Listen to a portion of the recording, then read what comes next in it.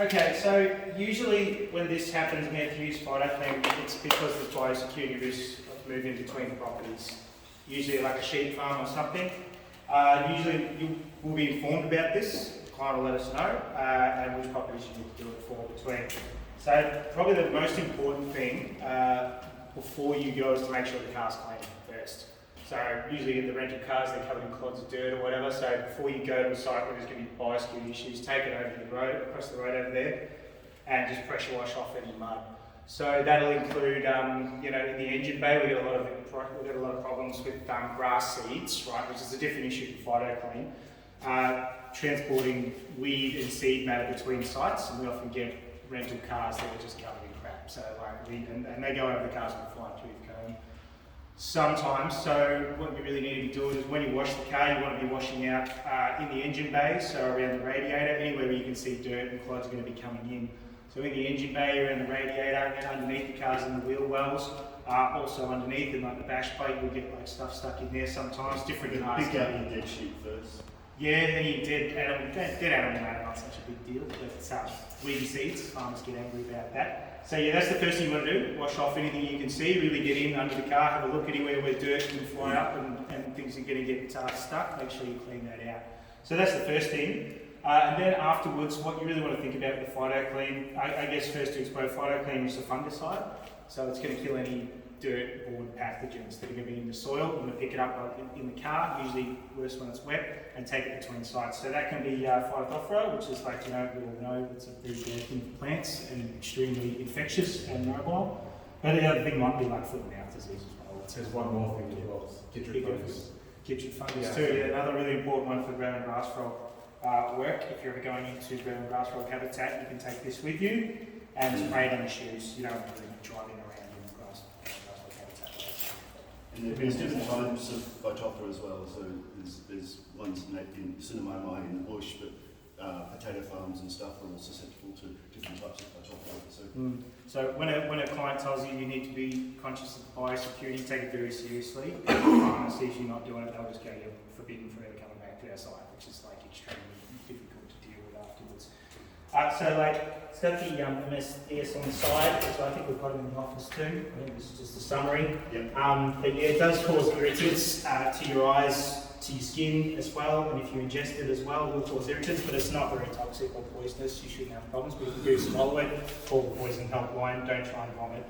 Just call them and they'll tell you what to do. You should be fine, but there are no long-term studies on this stuff, so just keep that in mind. If an MSDS tells you that you need to wear gloves and glasses, that is the absolute bare minimum that they are allowed to get away with. So that's as far as they know. That's just it's not dangerous. So we don't need a chemical handling certificate to. No, this is like the lowest stuff. But you know, so was that week. Yeah. So Jackson, the idea that we do this before we leave, or we take this with us? Yeah. You like if you're out there for 5 days, you might want to take some with you, but like it's best to do it here first. Okay. So the mixture is, if you're doing a spray down of a vehicle, it's 1 to 20. I think feet washed down, you can make a bath for your feet if you want, and just dip your tools and equipment and your shoes in there. That's 1 to 10, I believe. But you can just spray it on your feet as well. It'll work the same if you're in the field. So when you're doing a wash down between the vehicles, for the vehicle between sites, you want to do the vehicle and your feet as well, because you can get out and walking around. So you mix it 1 to 20, so put 2 litres in there, it's just 100 ml. It doesn't really matter if you're off by a few mils either side, or if you need to put 200 ml in there, it doesn't really matter. It's like the stronger it is, the better it's going to work. That's like the minimum you need for the vehicle wash down there. So I haven't put any in here because I don't want to spray it around.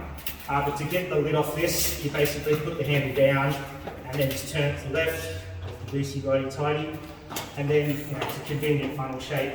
You're going to get your Phytoclean in there. So we've got our safety bubbles in there and some various size gloves as well. So I think this would be too small for me, but imagine I'm putting them on. It's the interpretive dance part of people. And the glasses as well. And keep your mouth shut when you're doing it. So I'll struggle with that. See, I'm pretty sure it's good. But yeah, and then there's a small one in there as well. I'd say probably, because that's quite heavy, you're probably decant it into the other one if you really want, and then you can put it in there. Can we get a measuring jug to decant through? I think we should. I'm not sure if I didn't see one in there, but I think we probably should, just so we can make the mixtures accurate. Because Maybe we can get a tub like we're getting for our field kit that we can keep the phytophthora in. Yeah, definitely. I think we should get some measuring jugs as well, and maybe a funnel too, just to make it a bit easier to get it in there, avoid spillage. Like I said, it's not really toxic or poisonous, so it's okay, but you can't get it in streams. It's very deadly to aquatic life and you know, that sort of things that might depend on the fungus. So when you're done with it as well, I'll touch on this now, to dispose on it. Don't tip it down the drain, because that'll be stored water, will go into streams eventually. That's the worst thing you can do with it. So the recommendation is you just find a patch of grass, well away from the stream, where it's not going to go into a dam or a water body or a stream, and just tip it out there. So when you're doing it, you probably don't need too much. I probably wouldn't, for like a day trip, you wouldn't need more than a litre. I just do a litre because it's easy to figure out, so 1 litre to 50 mil. And then afterwards you just tip it out. I think off the site is the technical recommendation to it, so you know, before you go onto a site, you go back there and you can tip it out there, but it needs to be away from drains and waterways. So yeah, not down the drain. I did say if you're in a real pinch, you could tip it into the sewer, like in a toilet or something, but you never need to do that. So once you've done that, you've got your 1 to 20 mix in there. So you screw that on and then just charge it up. So it's pressurised. Hopefully that's going to work. See what's going on here. So yeah, that's a pressure release valve. Because if you charge it up, it'll be really hard to get the lid off. So if you're having trouble getting the lid off, you just unscrew that and you let the pressure off. So make sure that's nice and tight so it holds the pressure. It's not seeming to be working very well. Oh, this one's leaking quite a lot as well. I think we might actually. This one's broken. Right. Oops. Anyway, for demonstration purposes, I think. There's nothing to it. You don't need that much coming out. There's also this battery powered one that's yeah, check that one out. Is that Phytoclean? Yeah, it is. It's funny. Yeah, you don't store Phytoclean in these things. You've got to tip it out afterwards. I'll get one of the other ones. This one's got Phytoclean in it as well, doesn't it, Liz? Yeah, I don't know where that came from. being there replaced by some people with Russian. And it's fine. Wait, they gave it. Yeah. Is that build a bill? Yes.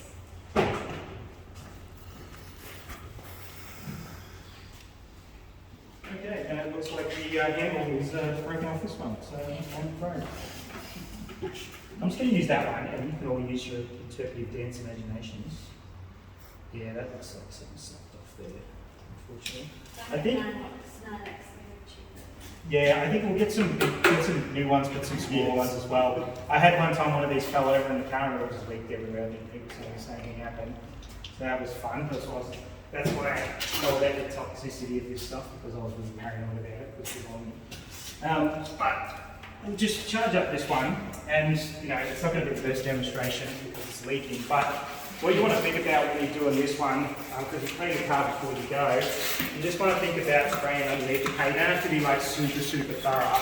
You just want to spray it anywhere where the dirt is going to be flicking up from the wheels. So you want to spray the wheels themselves.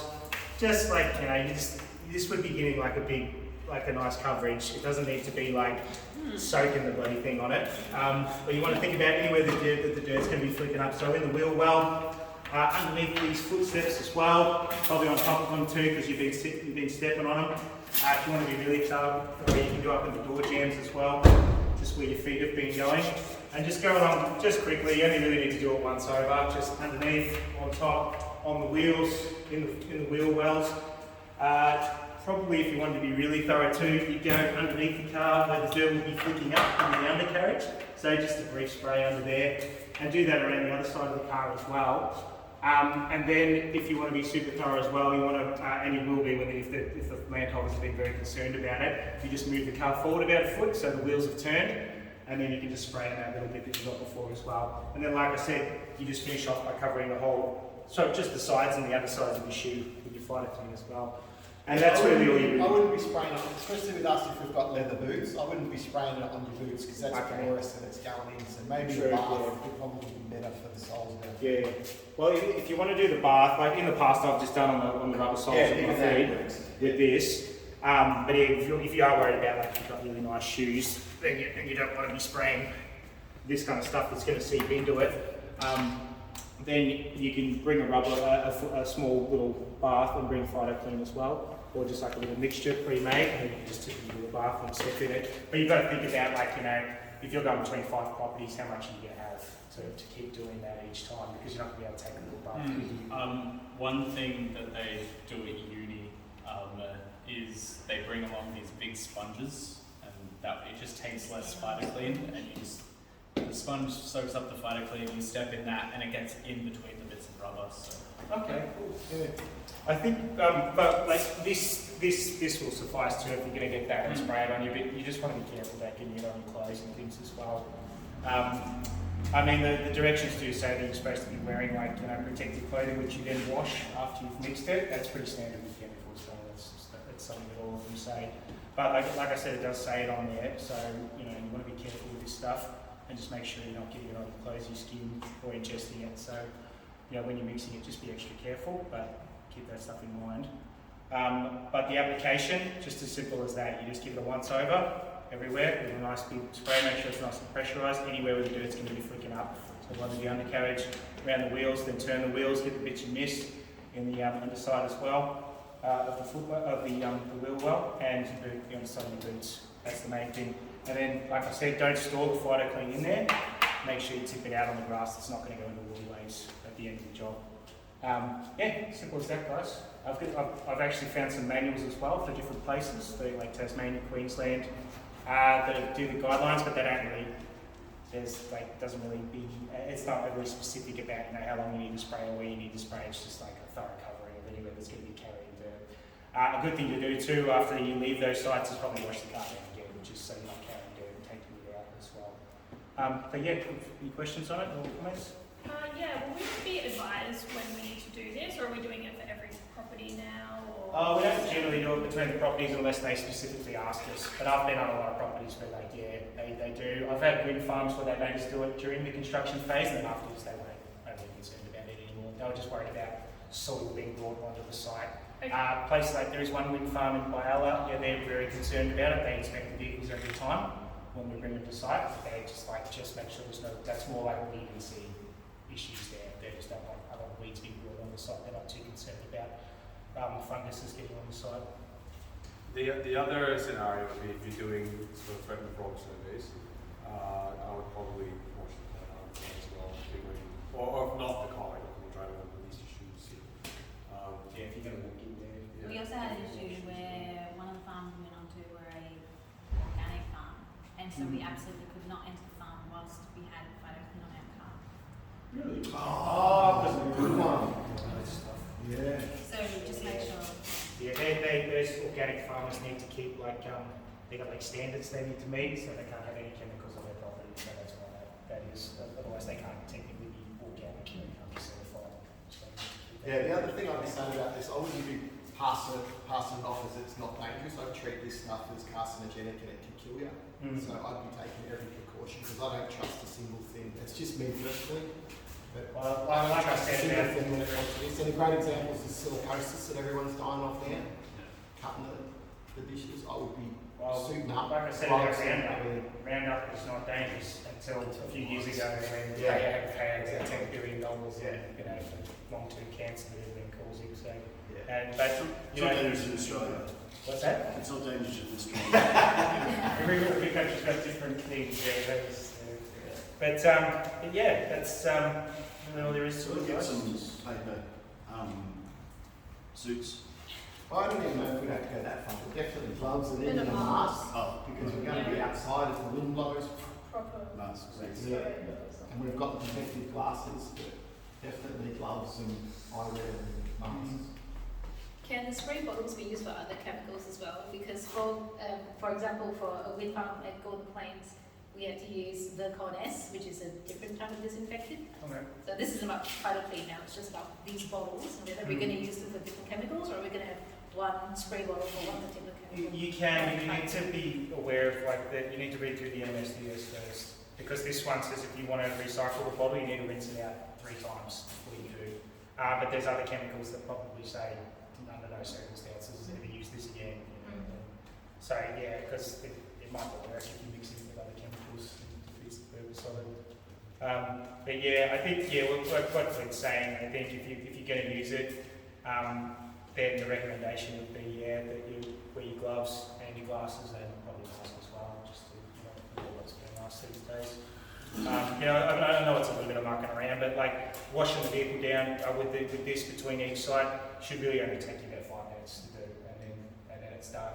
And make sure you do it thoroughly, because sometimes the farmers around you can't see them, and you get a phone call later on, or I'll get a phone call later on, and whinging about it. But it's serious stuff for them. They get problems on their property, in their crops or in their cattle. Like, you'll send them broke. So if they tell you to do it, you've got to do it. But yeah, just it's simple as that, really. Just give it a good covering and really protect yourself and your mixing and when you're spraying it on as well. That's all we're asking. Yeah, guys, thanks.